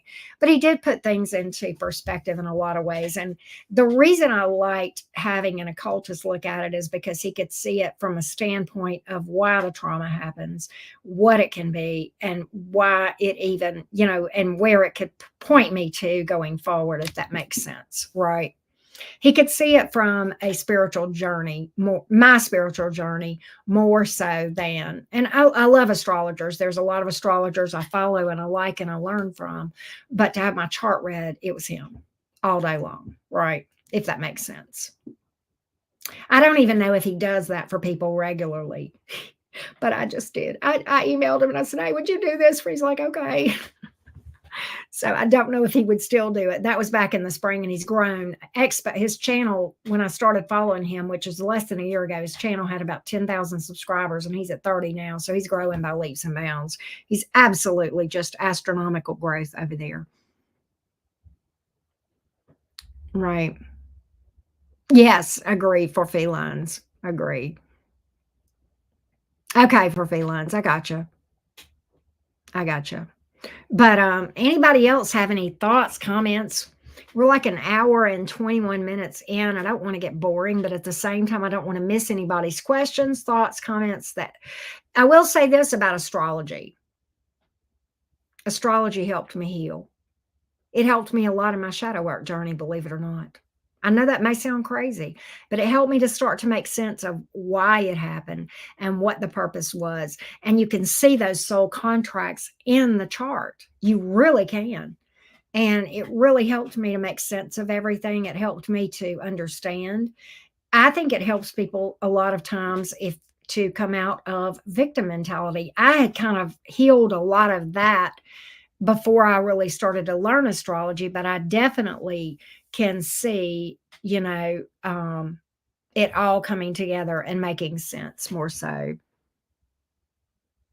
Oh, wow. Interesting, Melissa. Interesting. I think so, Brittany. And I think this is an interesting question. You know, can we talk about the word why? Can I borrow that word from you, Brittany? Because I love that you said that. You know, I had somebody, I want to say this was a mini reading I did, and they asked a really good question. They said, "Why did my person ghost me?" And I know what they were looking for. They were looking for an answer that was like they found somebody else, or they decided they didn't like you, or they got scared, which is a very 3D answer, and that would have been okay. That would have been okay for me to pull and give that question and answer that question. But my cards went to that person's shadow, the person asking the question. Oh my God, Britt girl, thank you. But my cards told me the deeper meaning of why they got ghosted. They got ghosted because they had abandonment issues, and the universe used that person to mirror that experience back to them. And I had to go into a lot of detail explaining that they had abandonment issues. The person I was talking to, they ghosted you because they, at a subconscious level, had something to teach you about yourself, that you have abandonment issues that you need to heal. You have fears of abandonment, right? So, why? is such a good word because why did this happen? Well, okay, let's talk about me for a second. My dad was a narcissist.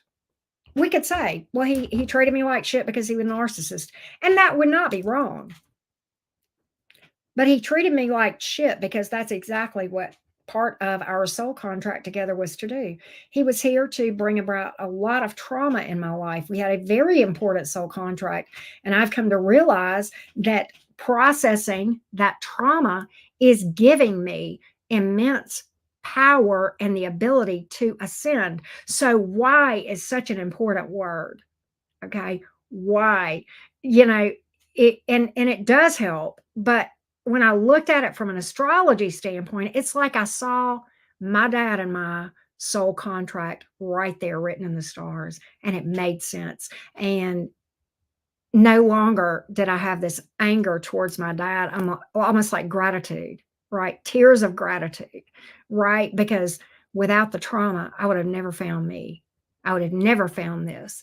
And I wouldn't trade this for all. I wouldn't. Now look, I wouldn't wish the trauma on anyone, but for those of you who have experienced a lot of childhood trauma, abuse, things of that nature, heartbreak after whatever, okay, there's a reason for that, and there's so much potential in your life, and whether you see that or not, it's certainly your choice. You have free will, but if you step onto that healing journey, trust and believe, baby, you really can become a spiritual badass, not from an ego standpoint, but from a confidence standpoint. And there is such a difference in that, right?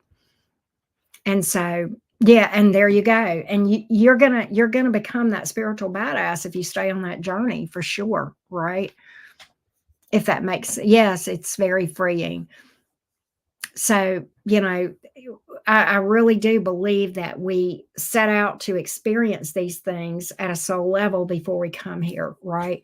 And an interesting part of the journey between my dad and I, you'll like this. And I'm actually going to talk about this right here. And we're going to talk about this. Okay, can we talk about it? All right. As I said, that soul contract between my father and I was so important and so significant in my life, and is what is giving me the ability to really tap into where I'm going. At one point, I attempted to take my life. Mary, thank you. Thank you for the love. At one point, I attempted to take my life, and I took a lot of capsules, pills, okay? And by the doctor's words, enough to kill a horse. And I had no intention of staying on the planet at all. And my dad is who found me.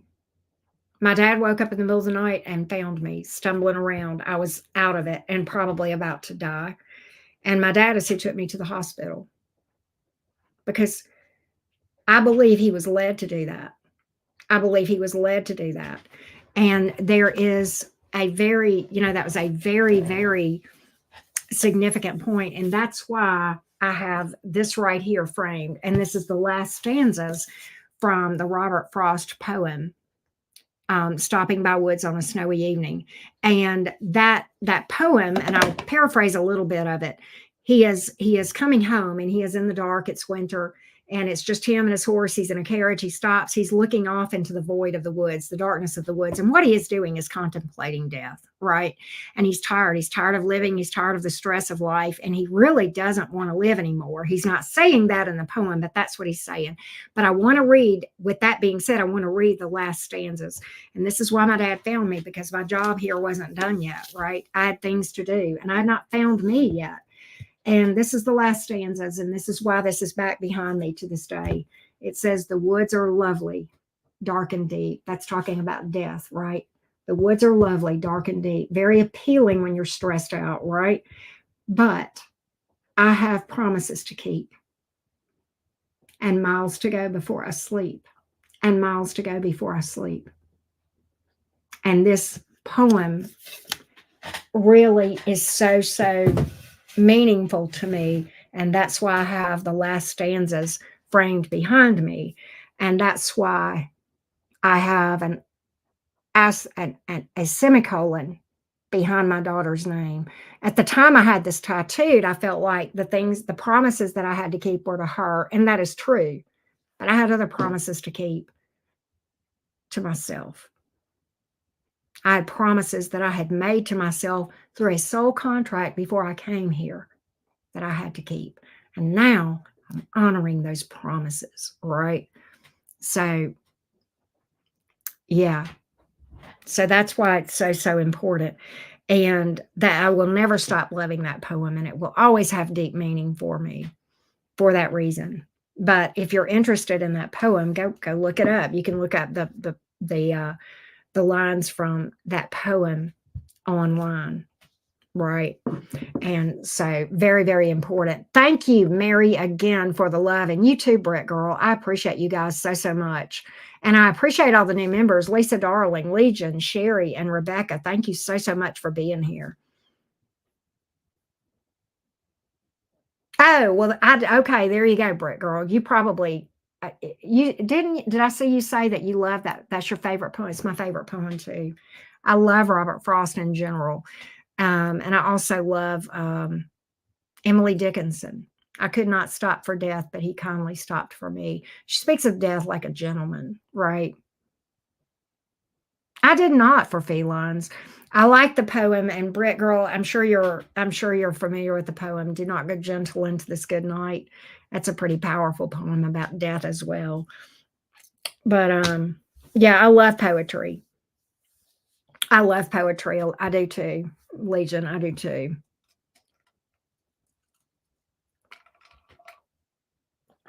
But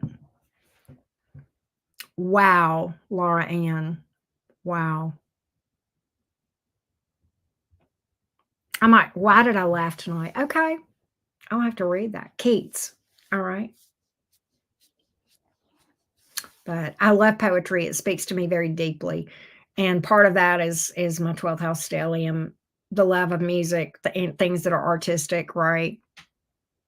I know, Britt girl, you're not kidding. I see, here you go. I wasn't like I didn't know. Britt girl just came, she came in my channel, she came bebopping in there. I'm like, she seems nice. She's turned out to be a great friend. She's turned out to be a close friend, right?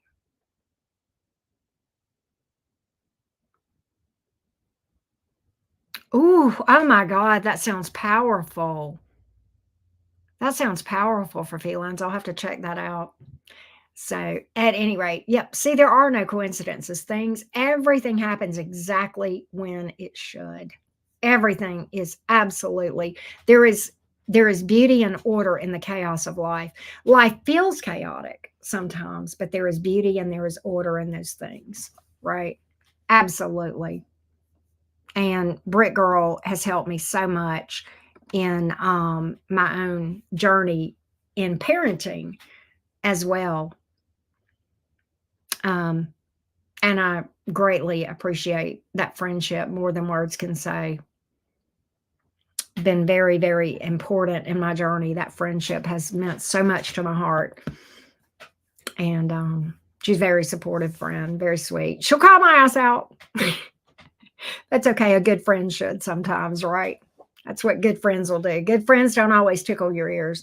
They tell you what you need to hear with a lot of love and a lot of hugs, right? You were thoughting and bopping. I think we were both thoughting and bopping, right? But at any rate, anybody else have any questions, topics? Shakira, hello. How are you? Thank you so much for the super chat. I greatly appreciate that. We are Anastasia. We are. Hey, Anastasia, you did listen to your reading? I hope you enjoy. I hope that was helpful to you. Oh wow, for feline. I remember when you popped in here for felines, and I was like, I like her. She's nice. She's cool. I remember. Look, I can pick up people's vibes a lot of times. I can, and I knew. I was like, okay, she gonna be a regular. I like her. She's saying cool stuff, right? I remember that, Brick girl. I do. I remember that. So, um, but Anybody else have any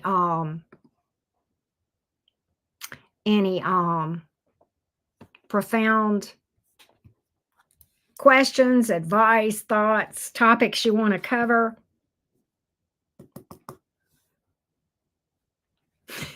I'm not all bone tickles. That's funny. But hello back to Georgia. You're not far from me, Shakira. You're not far from me. I am in Alabama. So, but welcome, new members. Glad that you guys decided to be a part of the Cottage Fam Jam. Greatly appreciate that. Oh, wow. Okay, Legion's dad. That's great. Anybody else have any profound thoughts, questions?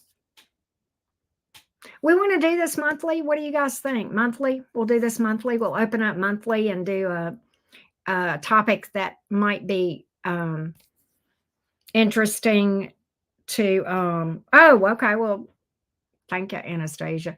That reading I did for you was deep. Wow, that got deep. I think we may have finally got to the root of the issue with that one. I hope so. I hope so. Monthly sounds good. Okay. I think we will.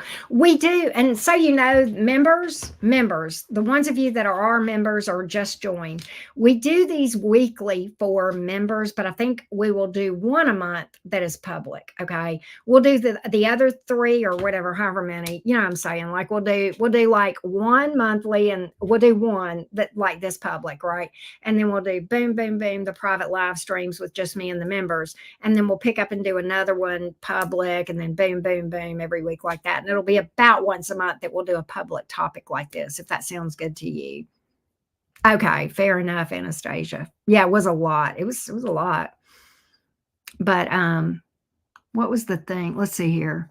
Thing that you learned in your journey that helped unlock other spiritual concepts for you that connected things. In a word,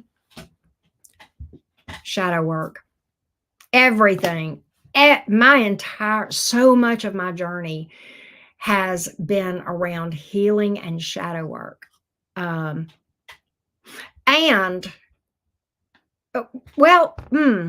that's tied with one other thing. I thought of another thing that's pivotal.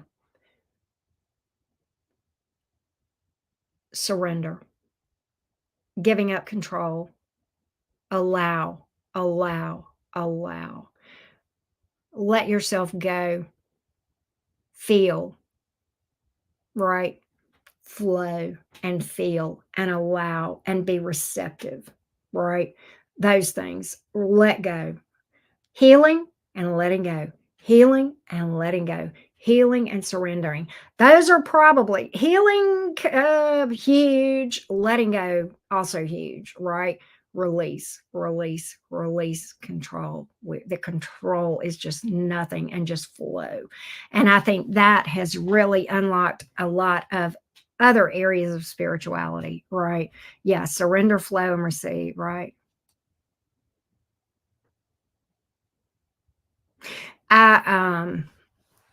I think empath is a very, very interesting word that opens up Pandora's box. In fact, we may talk about empaths. Okay. And this may blow your mind, Rebecca. This is one of those unpopular opinions. It is my belief that many times there is a fine line between empath and narcissist. I also feel like there is a fine line between empath and victim mode. Okay. I personally define empath as follows: a person who has not learned how to have energetic boundaries. We can all feel energy. A person who has not yet developed the spiritual maturity to have energetic boundaries. Yeah. That's a can of worms, ain't it? Unpopular opinion. We can all feel energy. And the more we heal and become in touch with who we are authentically, the more we can sense energy. Okay. But Sensing energy and absorbing energy are two different things. And trust and believe, as a 12th house stellium, I have the capacity to be an energetic sponge and just become exhausted from the weight of that energy. Okay. But I have the spiritual maturity, okay, to realize that it is my responsibility to shield myself and not absorb. Sense it, yeah. Absorb it, no. Right. That's a choice. Yeah. And I know a lot of people who call themselves empaths because they like to be victims. They like to be martyrs, okay, instead of becoming empowered, right?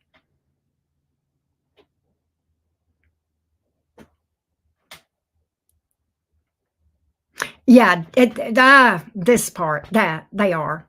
They really are. They really are. Not, I believe that there are people out there that can sense energy more so than others. That's fine. Okay. People with, but I feel like we all have the ability to learn to be on the same level. Some of it, okay, let's talk about it. Pisces, 12th house stelliums, moon in the eighth, stuff like that. We have more of a propensity to step into being able to sense energy, psychic, that sort of thing, maybe faster. Not better, but faster. It's going to become more natural to certain people. However, sensing energy and being an energetic sponge are two different things, right? Energetic boundaries, particularly for people who are more apt to sense energy, are that's my, as a 12th house stellium, my responsibility, energetic boundaries. I can still sense energy. I just don't have to bring it into my sponge, right? Right. Yeah, I think it's all the same. Yeah, because look, Pisces, the water signs, water is emotion. That's what we're talking about here. Moon in the eighth house is Scorpio. We're talking about the watery stuff, the emotions. That's what makes us more apt to be sensitive to energy, right? That sensitivity is from water placements. However, we all have the capability to become more sensitive to energy, and that is by becoming in touch with our own emotion. So it's all tied together. It's really, you're talking the same thing and using different words. You may probably not realize that, but it's actually all the same thing, if that makes sense. But yeah, great question, Rebecca. Great question. Absolutely great question. But I'm glad you brought that up and used the term, talked about from an emotionally sensitive, energetically sensitive, emotionally sensitive, kind of similar. Emotions is what our ability to be in touch with our emotion and feel our emotion is what makes us more sensitive to energy. It helps us to develop those energetic or those psychic abilities and intuitive abilities, right? Being in touch with emotions. So it's all tied right there together, if that makes sense.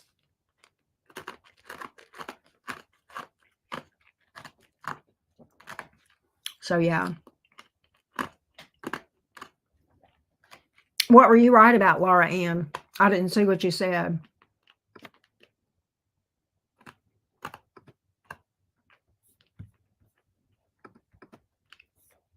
But I hope this has helped everybody.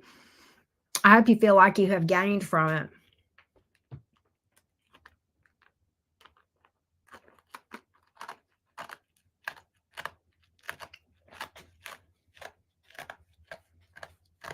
Well, thank you, Legion. I appreciate the feedback.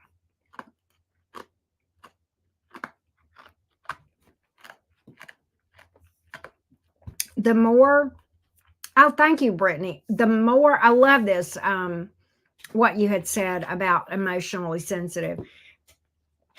The more we learn to feel our emotions and sense our emotion, okay, and recognize and walk through those unprocessed emotions, the more energetically powerful we become, right? Oh, the empath and the yeah, yeah. Well, thank you, Brittany. Thank you for that. I appreciate it.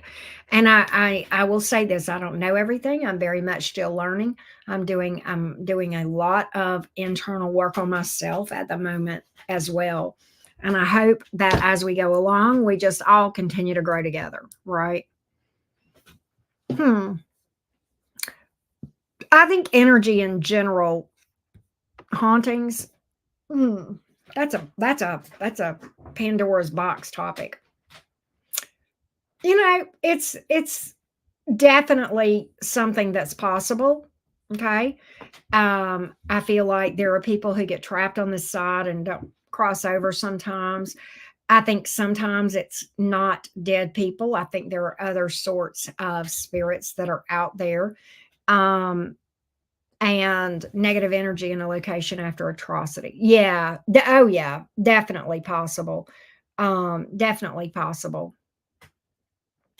Um, And there's a lot of reason for that. There's a lot of reason for that. I don't have like super, super strong opinions. I just feel like it's possible. And I think sometimes energy can have a negative or a positive polarity. That doesn't make either one bad. Okay. It just is how they are polarized. And they do have their function here in our existence, right? Both. Both of them play a role, right? We run from negative energy, right? That's an imbalance, right? We have both, right? If that makes sense. I don't know anything about shadow people. I don't. I don't doubt it. I don't know anything. It's not something I've studied a lot about for felines. It's not something I've studied about. But trust and believe, if you give this Gemini long enough, I'll become interested and I'll be up Googling it at 3 o'clock in the morning. I'm one of these people. I love learning, y'all. I love research and I love learning. And I'm always watching videos from various creators that I follow and Google. I'm that kid that at 3 o'clock in the morning, I'm Googling how tall was Jesus. It's just I am thirsty for knowledge, even whenever I don't even know why I want to know. I just am curious. And what's really funny is a lot of times, and I was using that as like a facetious example, but a lot of times I'll get curious about something and I don't know why I'm curious, but I want to know and I'll research it. And then a month or two down the road, I needed to know that. And I didn't know I would need to know that, but I was led to research it. Boom, there you go. Right. So I'm very much, yeah, exactly, Brittany. Um, yeah, and I think that's that Gemini curiosity. I love what Sassy Scorpion says about Geminis. She knows her signs so well. She's a reader that I like and respect a lot. And Sassy Scorpion, one of the first things I ever heard her say when I was watching her do a Gemini read is before there was Google, there was Gemini. And we're like walking encyclopedias of many times unassimilated, unrelated information. We don't know why we know. We just know. It's like trivia. We don't really assimilate it like our opposite on the zodiac wheel. The Sagittarians make more sense of the information. We just compile it. Sagittarians actually make sense of it, right? But it's like is it any coincidence that like one of my favorite game shows is Jeopardy? It's ridiculous, right? I'm a logophile, a lover of words, because communication, and Geminis are more verbal than the Virgos are ruled by Mercury, but Geminis are much more verbal and expressive with the communication. And no wonder I'm a lover of words, right? No wonder I'm a person who absolutely has to say things sometimes in the just the right way to say exactly what I want to say and get the point exactly like I want it, right? That's just kind of me. I love Scorpios. I love all the signs. I think one of the reasons I've become interested in Scorpios because of having challenging romantic relationships with Scorpios. I'm like, okay, what's going on with these people? And I started learning, right? And I came out, I tried to come at it from a place of empathy, compassion, and then I got curious about all the other signs. I'm like, well, why is it so hard for me to get along with my Taurus daughter? What is it that makes Taurus tick? So I kind of started researching Taurians a little bit, right? Capricorns, right? Why don't I understand Aquarians, right? What is it so hard to understand about Pisces? So I started researching. I don't say I'm an expert, but like I know a little bit about the signs, right? So yeah, she is amazing, is she not, Melissa? I love her. I love her. Now, my mother was a Scorpio. My mother was a Scorpio. And yes, definitely a challenge we love deeply. I know. And differently, yes. Do you think the personality of animal? Yes, I do. Absolutely. Can I give you some examples? Um, my dog is a Scorpio. She's so funny because she's very scorpionic in a lot of her ways, and she's very much like a female Scorpio. She's very loyal. Now she's very loving towards people. She's a life of the party. She's a cut up. You know, a lot of people, if you know Scorpios, okay, yes, they're very deep. Yes, they feel very deep, okay. But on the surface, they can be cut ups and clowns. And, you know, they usually have a fun sense of humor, depending on their various placements, right? They're a lot of fun to be around. If you can get them to come out and joke with you, they're fucking hilarious, right? But my dog is a clown. The other thing, she doesn't like for me to pick her up because she doesn't trust me to not drop her, even though I've never dropped her in my entire life. She has trust issues, such as Scorpio, right? They just struggle with trust issues, right? And so, yeah, Alyssa Sharp. I have not seen her release any. She's so scattered for four felines. She I used to really watch her a lot. She was my favorite astrologer, and she has some really good stuff from way back. But I think in recent years, she's really struggled with a lot. And yeah, she did do quite a few collaborations with Marin Altman, who is one of my favorites. Marin is very consistent in her upload, and I tend to watch Marin more just because she's consistent, right? Yeah, it's hard to get birth times. You're right. But yeah, skepticism is our love language. Yeah, exactly, right. And I call Carolina my little Scorpio. I'm like, hey, my little Scorpio, what you doing? But I think it's funny because Scorpio energy has been such an important part of my life. My mother being my very best friend and biggest cheerleader. A lot of Scorpio girlfriends, very, very great friends through the years. Scorpio males. I've dated more Scorpios than any other sign. My daughter's father is a Scorpio. A lot of challenging romantic connections with Scorpios. I've learned a lot from people with that sign. So it has been a very important sign in my life. And y'all, there are articles written by astrologers about the karmic dynamic between Gemini and Scorpio. And that's not a bad thing. It's just a lot of lessons right there. And it's kind of funny because, you know, often you'll see Geminis and Scorpios making fast friends. And that's certainly understandable. Right. Yeah. Yum and run. Exactly. Right. Yeah. This right here, that right there. You're damn right. You're right. That's it, right? That is scorpionic energy. And Scorpio is a very, very difficult placement. Scorpio is all about transformation. And one of the jobs of people with heavy Scorpio in their chart is to constantly experience towers and transform, tear down and rebuild. Tear down is a very difficult sign, very difficult placement. Not many people know that. It's the job of a Scorpio, particularly Scorpio North Node. Whoo, tough, tough, tough, really tough, right? But anybody with Scorpio in their chart, very difficult placement. Five planet, wow, okay, such a stellium, right? So interesting. But that's a very tough sign. Capricorn is a very, very tough placement because Saturn is tough.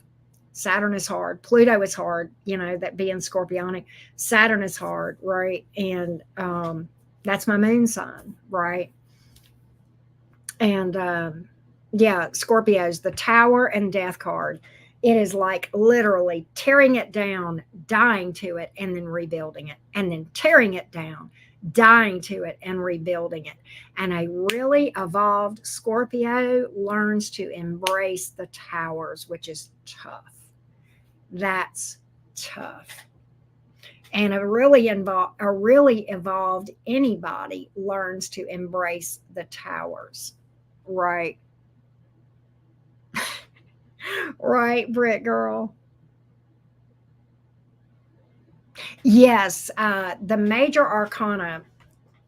So the major arcana particularly are tied to the planets and the pathways associated with spiritual ascension through either navigating the Qliphoth or the Kabbalah, right? One or the other. The cards of the major arcana represent those pathways of spiritual ascension, right? Depending on which side of the tree someone, chooses to ascend. And not everybody does that, right? I think I don't. Do I still have my Edgar? I do have an Edgar Allan Poe deck. It doesn't matter the deck. It's all the decks, right? Right, Cat Heart. You ain't lying. You ain't lying.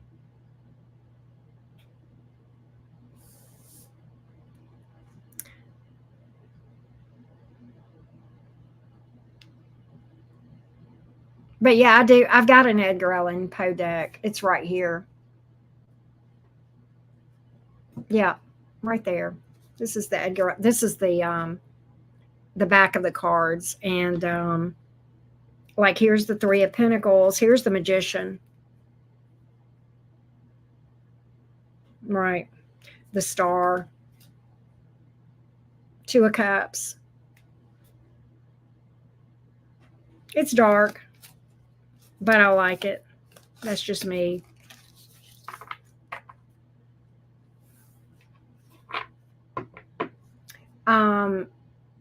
You don't know about either, so you'll Google. You won't find a lot on Google. If you're really curious about it for felines, go follow Jeremiah. Go follow Jeremiah at Universal Mastery and Nick McCool over at Cosmic Observer. That's who can teach Kabbalah Qliphoth. That's who I'm learning from, to be honest with you. But you won't find decks to connect with the most. I have my favorites for sure. It depends. A lot depends on who I'm reading for.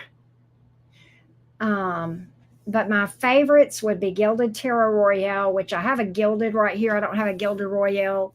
I've got some on order, but this is gilded. I have my favorite deck for personal readings, which I do not use on my channel, is the Manga deck by Barbara Moore. I like reading from Teen Witch when I'm reading for Gemini. I don't know why, I just do. Like there's some of the artistry. I like that for Gemini. I like reading for. I love the steampunk deck. The steampunk deck is.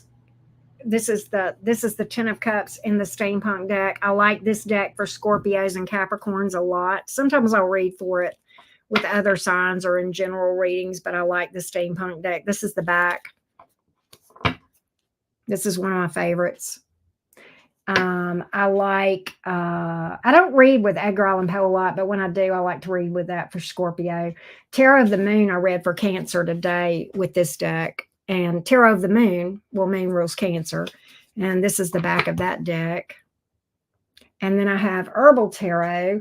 I like it sometimes for the earth signs, depending, right? This is Herbal Tarot. This is some of the artistry on that. And this is the back. And then Classic is one of my go-tos. I love the Classic deck. It's a Barbara Moore deck. I read it a lot in general readings. I like it a lot I like it sometimes for Saggy, Aquarius too, Gemini sometimes. Here's the Emperor in that deck, right? And here's the back. It's just kind of a basic back, but I like it. It shuffles real well, and it's a good deck. I love Alice in Wonderland. It's one of my favorite decks. Um, this is the Alice in Wonderland. It's one of the Disney decks, and this is the back of it. And like here is like the Ten of Flowers as the Ten of Wands in this deck, right?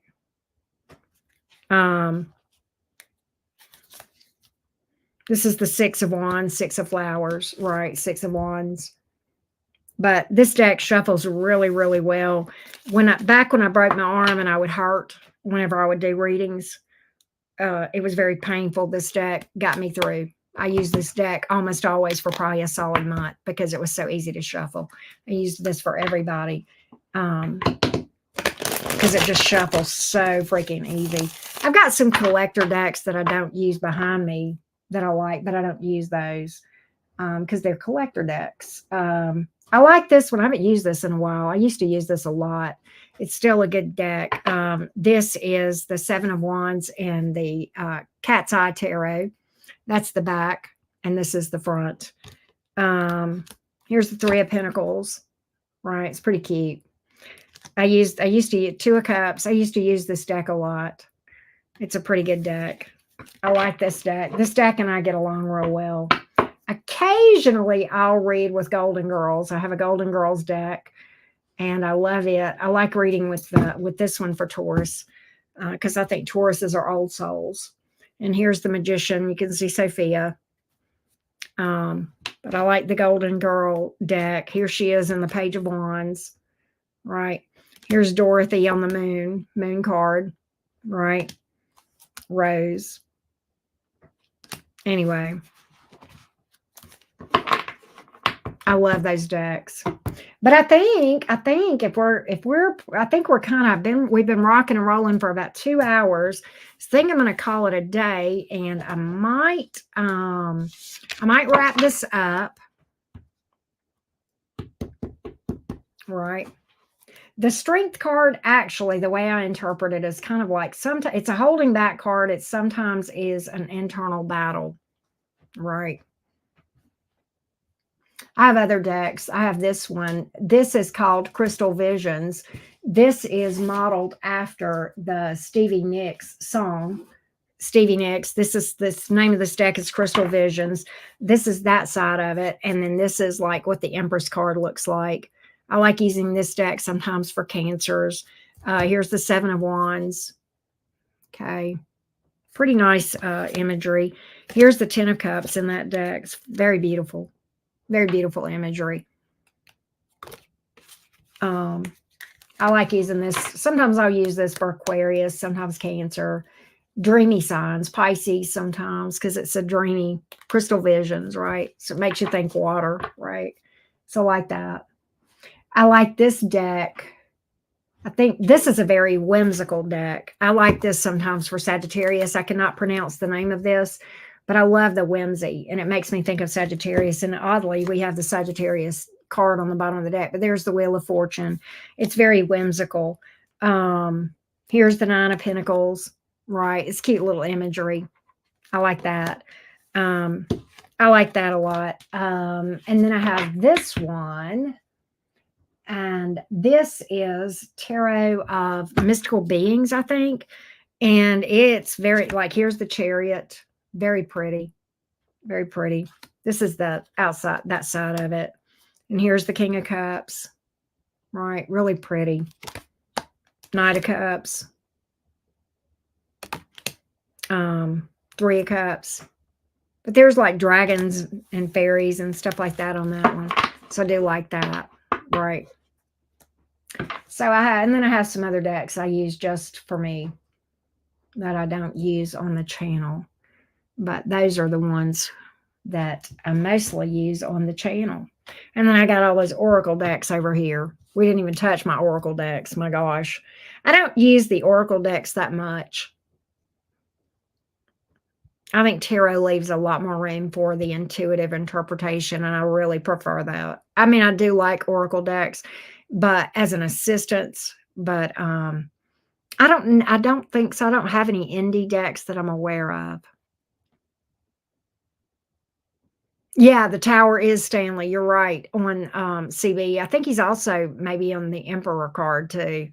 So yeah, Rebel Deck. Yep, that's a fun one. Rebel Deck is good. So, all right. Well, I think we've been rocking and rolling for 2 hours. I think we're going to call it a day. I think we covered a lot tonight. Thank you guys so much for being here. I hope you guys liked this. If you did, let me know in the comments. We will do a repeat of this in about a month. Okay. So thank you guys so much. I appreciate all of you guys, Mod Squad members. Welcome new members. I appreciate each and every one of you. Good night, you guys. Thanks so much. Bye, y'all.